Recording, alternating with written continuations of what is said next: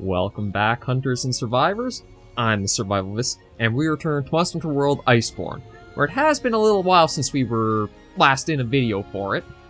I did want to try recording when the Tempered Furious Rajang event, Muir #1, was active. I never got the time. Apologies on that, because that would have been a really fun video. What we are going to tackle this time, though, you've heard of Evil Incarnate as a saying. What about Annoyance Incarnate? Because we're going to be going after a Tempered Kushala Daora. And I do think that kind of description is kind of apt for Kushala, because it can be quite the annoying monster to deal with. I think the only one that may rival it is probably like Blackveil Valhazak with all the like effluvium or its health decreasing, whatever you want to call it, all around. But Kushala is one of the more annoying ones because of the constant wind aura, how often it roars, all the tornadoes and their mechanics. It's a bit of an annoying fight, but the rewards are fairly worth it. Maybe not, like, exceedingly worth it, because, well, when we complete the quest, we'll show you what the rewards are. But we're kind of in the gear-up phases for the Fatalis release coming up in a few weeks now. It's a monster I'm very excited for. Granted, it's not what I would actually, like, consider my big endgame finale boss monster. I still have to say I think Elatrian has that title because of how it just incorporates so much of your previous hunts into it. Like, it tests you for understanding fire and fire and water and thunder and ice and dragon, and all the elements are brought into a single monster that makes for a real pinnacle hunt. But Fatalis, with how Iceborne has been, I'm expecting some really great things from it. It also looks like it's gotten a size increase too, because the trailer, when it has the Ace Cadet on the left and the Hunter on the right, or maybe they're reversed, can't remember which one, they look tiny compared to just the head alone. So Fatalis is going to be an interesting one. I'll talk a little bit more about that as we're hunting Kushala. There are some things I'd like to see, but let's go over the build right now for you guys. You probably aren't going to be using a build like this, because this is a pretty heavily focused build using the Safi Jiva stuff. So we got Safi's Drac Shot up to basically the highest level we can get with 4 attack increase 5s and a spread capacity. It's also got the attack increase 2 and a defense increase. As for equipment, we've got the Brachydios Beta Plus stuff for the head and shoulder, or the head and chest. The arms, waist, and legs are actually the Elatrian, and the reason for that is because of the slots in them. Like, you can see, the second slot there being a 3 slot, very helpful. That's one of the things that, surprisingly, not a lot of armors have been giving in Master Rank are those 3 slots. It's all been a lot of 4 slots, which most sets will really be most sets and builds will be very appreciative for. Gunners have a little issue with a little bit of skills revolving around the spread power, the force shot, and the piercing shot. They weren't so bad in the past because they only had a single rank of them, if I remember right. I think Iceborne introduced a second rank, so they'll eat up to 3 slots in your armor sets if you're trying to get the most out of these ammo types. What arises as an issue is that basically means you're using up a 4 slot instead of a 3 because you don't have the availability for them. So that is a little bit of a dampener for things. And I'm pretty sure we've eaten, so everything's looking pretty good there. I am actually going to make one small change, and this might help for you guys too if you are doing Kushala, either solo to farm it up faster, or you just want to see how you do. We'll put on the Ghillie Mantle as one of our things, and now we'll load up the quest and head on in. This probably is going to be a long episode. I'm hoping to basically just show off the one quest and have it done. I do actually have something I might do more with Monster Hunter, but not Monster Hunter World or Iceborne. I actually might be doing Monster Hunter 3 Ultimate on the channel.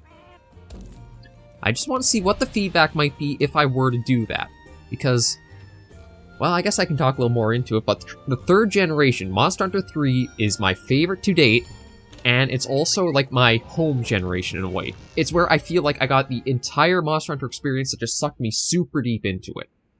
Because I started with Monster Hunter Freedom Unite borrowing a friend's PSP to play it. I really enjoyed that, but I don't think I've ever played solo because nobody else I knew was really actually like playing or basically really knew a Monster Hunter. So, let's put the Ghillie Mantle on. So I didn't get the online or multiplayer experience that Monster Hunter can offer until Monster Hunter 3 Try. And that was, it was so much fun. Siege fights like, well, Lao Shanlong solo is just kind of annoying and tedious.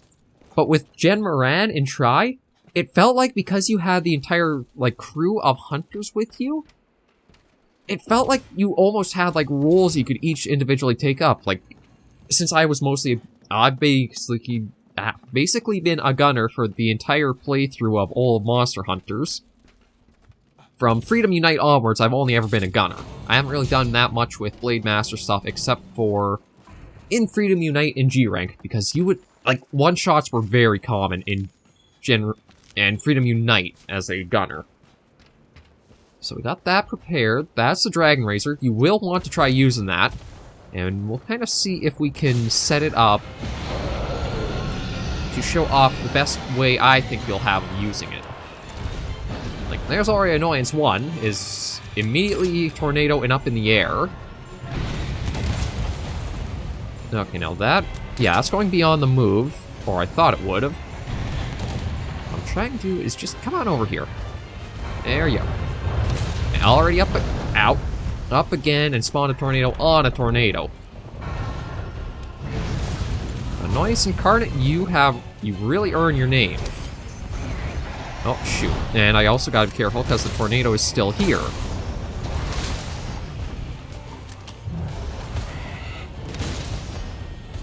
So this is a spread head. Oh, how did you climb that?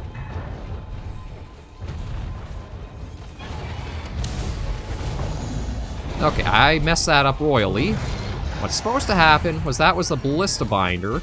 It was meant to hold him in place, but because he has that dumb wind aura, I don't think it procced properly. Oh, no. Actually, he seems to be saying I still have it, so we may be able to. It might have just been that we got knocked out of the way. Okay, come on, let's...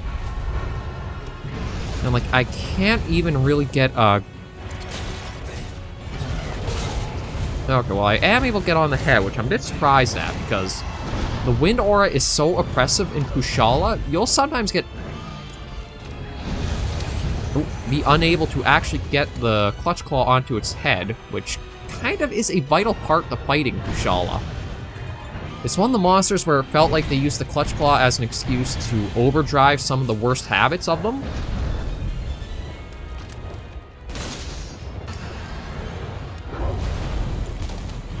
Like, I think Black Diablos is kind of another one where they've overdriven all the bad habits of the monster, just really more in Master Rank.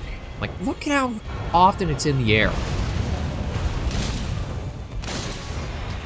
And hard to predict stuff like when the tornadoes go into each other for that added boost. God, he's so annoying. Up again.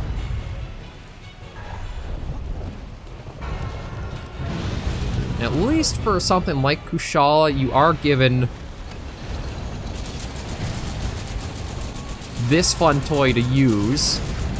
It is a little hard to make the most of it. Oh, there we go. Let's just really lay into that head while we can. Yeah, the roaming ballista is a lot of fun. It's a shame that you only have these quests that you can really use this arena with it, but at least it's getting some exposure now. I think you might actually even get some mileage out of making a set that uses like ballista damage increase, because you fire off 100 shots, I think it is, of ballista rapid fired. There we go, that's what we want. See if we can get the pin tenderized. Oh, yeah, there we go. We can start laying into that a bit more. And he's angry. Oh. Yeah, Kushala is a gunner. Your options are head or tail. Everything else is not really going to cut it.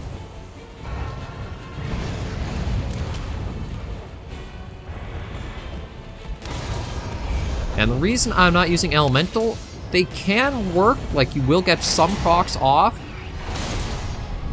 but I find that they don't actually, like, pierce properly on Kushala. Only the initial hit will actually get a number value, and the other ones don't. I don't know if it's because of something to do with its wind aura, or just, like, how the monster's hitboxes are, but it's kind of like a diminishing return, in my opinion, for that. Oh, crap. Those kinds of builds.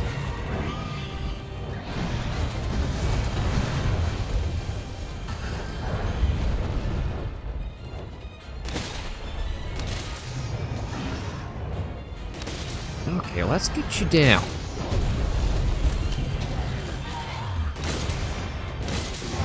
Okay, there we go. That's a nice shot. Now, I do want to use the Dragonrazer soon, but I want to pull Kushala a little bit more out of the corner before I do. Up again! Annoyance Incarnate, my name is Kushala.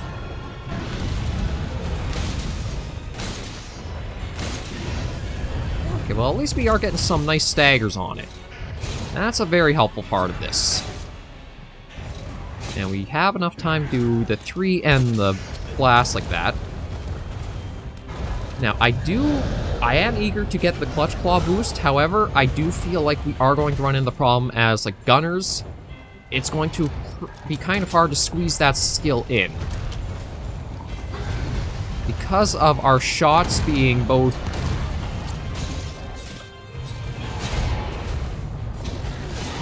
Uh-oh. Okay, well this might be... Yeah, I think this is going to be our time to use the Dragonrazer. So it looks like... Oh yeah, it's going to go right up the butt. Okay. There we go. Ooh, 59. That's actually pretty decent value on it. Ooh, there we go. Yeah, so I don't know if it'll be a guaranteed stagger towards the end of all of the detonations. But the Dragonrazer is definitely a useful tool. If you can, try and make use of. It'll help you a lot. One thing also is be careful about when you're flinch-shotting it around up in this area. Because if you accidentally flinch-shot Kushala into the ballista, it will break that ballista and you can't use it anymore. So your binder, if you do have saved up, is not going to be of any use to you, unfortunately. And as long as the roaming ballista isn't destroyed, you can actually have multiple uses of it. So you can have your little, kind of like Rambo on rails for a few times, depending on how long it takes you to deal with the Kushala. Oh, I gotta craft some more ammo.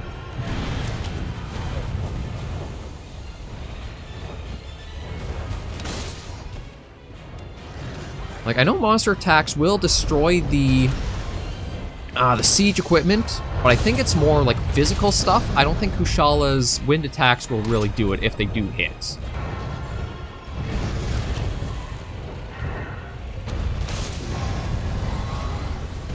Oh, see, this is a time... Okay, actually, you know what? I could probably get on that head. Yeah, I'm going to tenderize that head if I can.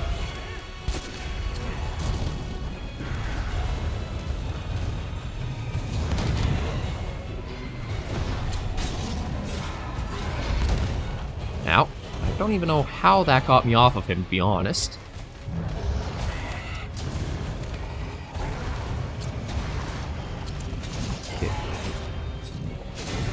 Okay, and into the wall. Into the wall. There we go. Yeah, see, roaming ballista can now be used. I think it's a 5-minute cooldown or so. So it's not very long, and if you're in a multiplayer hunt, it sometimes can take a little longer to do Kushala because of the health inflation that they get. Or any monster really gets from going into a multiple party. Oh. Okay, we'll see if we can get that binder to go off on him. It's going to be a bit difficult because of... You basically gotta lure him out of there. And Kushala likes being a blowy bastard, so it's not going to be the easiest to get him charging us. As you can see, poor Runa is demonstrating quite well there. Runa? No, don't. Good, Runa. At least you're kind of smart enough to not run right in there.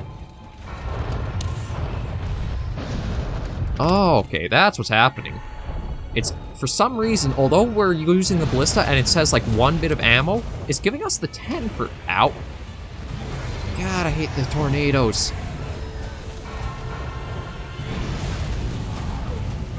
They're so freaking annoying to deal with. Especially when they boost out so easily like that. Oh, not again! Like, flash pods are also something that'll help you a lot. There we go. Okay, so Kushala is stuck by the binder. And that's going to keep it still for quite a while, so you can really lay into it there, or we're going to use the Rambo rail. And just lay into it from the front like this.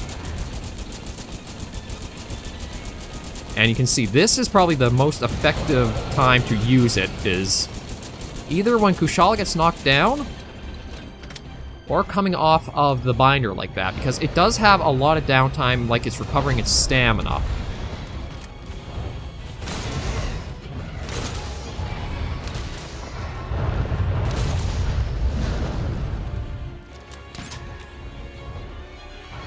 So we're just going to lay down a few of these, just in case, because Kushala will sometimes jump for you. Runa, unfortunately, is... Oh, there we go. Got everyone to pop. Oh, actually even stop. Oh, there we go. Okay, let's try tenderizing that head again. Yeah. It's probably a little faster to do the double light bowgun clutch claw attack than it is to swipe with the claw to try to get the tenderizing out.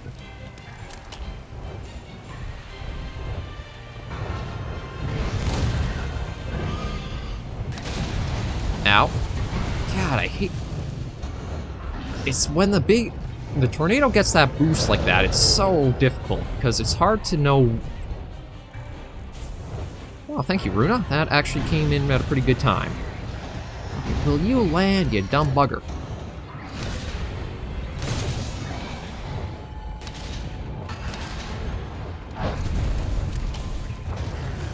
There we go. Thank you. And up again. Okay, as I was also saying, I was going to look at doing Monster Hunter 3 Ultimate on the channel, and it's my favorite one of the generations, or well, favorite generation of Monster Hunter, because it felt like it did so much so right.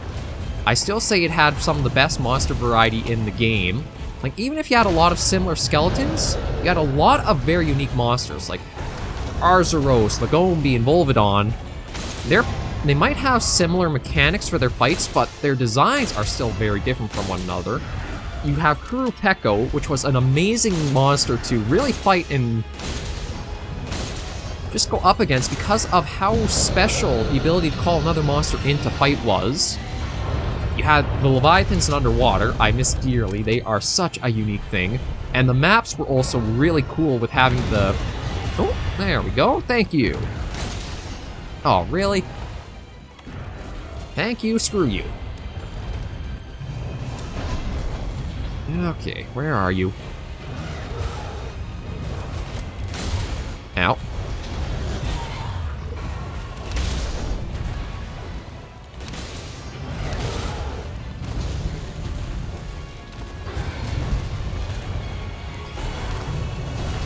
Out in front. God, I hate you, Kushala. I remember your Arch-Tempered fight was another horrible fight as well. But you're definitely one of the most annoying monsters in the roster. The only one that rivals it is Blackveil Valhazak, and that's more just because of... It feels like sometimes the effluvium that it uses isn't, like, programmed right, or you don't get the visual of you're actually standing in something that's doing damage to you. But you're a very close runner-up. There we go. Flew right into the boom. Yeah, so 3rd gen was my favorite. Monster Hunter 4 Ultimate was actually my least favorite Monster Hunter generation. I still think, like, the lowest or the low point of the series. A couple of reasons. The monsters were kind of unique, but some of the designs feel a little blandish.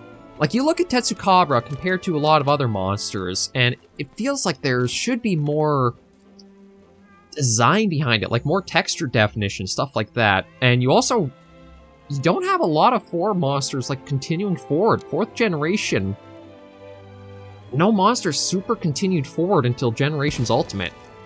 Like, from 3rd generation, Baroth, Barioth, Uragon, Brachydios, Zinogre, Alatrion. You had a lot of monsters that kept carrying forward from 3rd gen.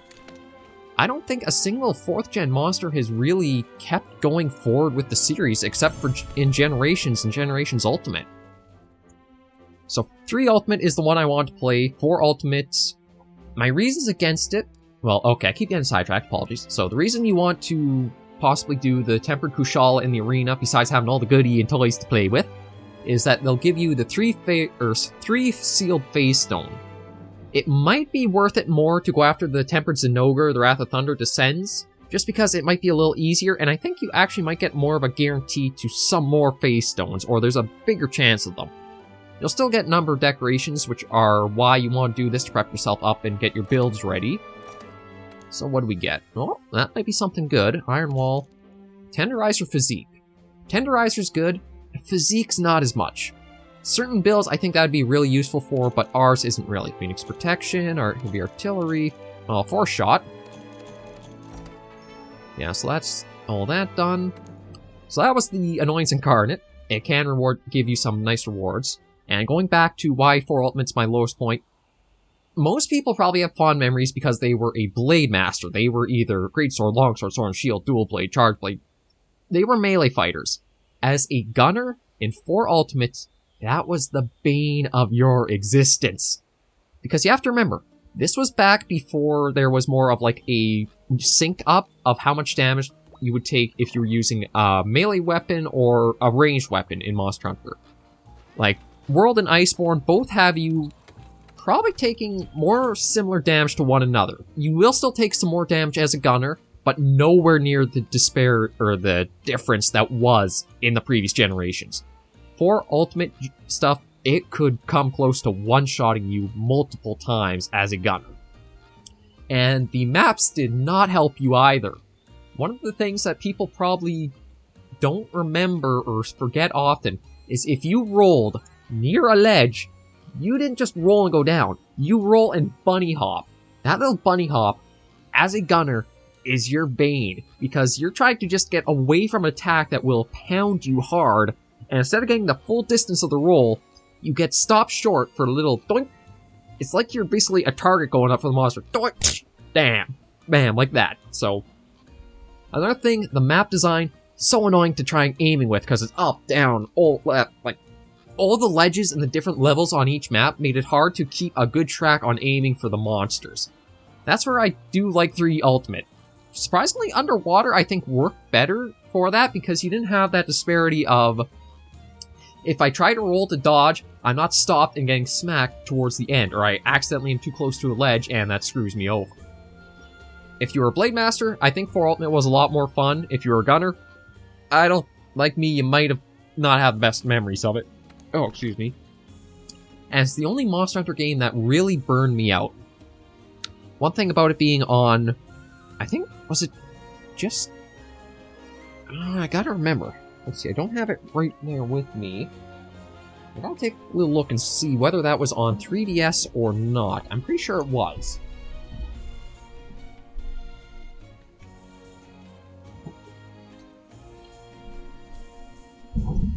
Oh, shoot. You go up there. Okay, so 3 Ultimate was 3DS. Generations 3DS. Yeah, 4 Ultimate 3DS. So one of the problems with the handheld systems was that they never had the most reliable internet connections, and because I also had a lower quality of internet at my place for Wi-Fi and that, I couldn't really play multiplayer online because the lag was so bad. It was literally teleporting monsters and the freeze and lockups. If you've ever played a Monster Hunter where there's a lot of lag, you know it's not an enjoyable experience, because it's like fighting a Dragon Ball Z teleporting monster.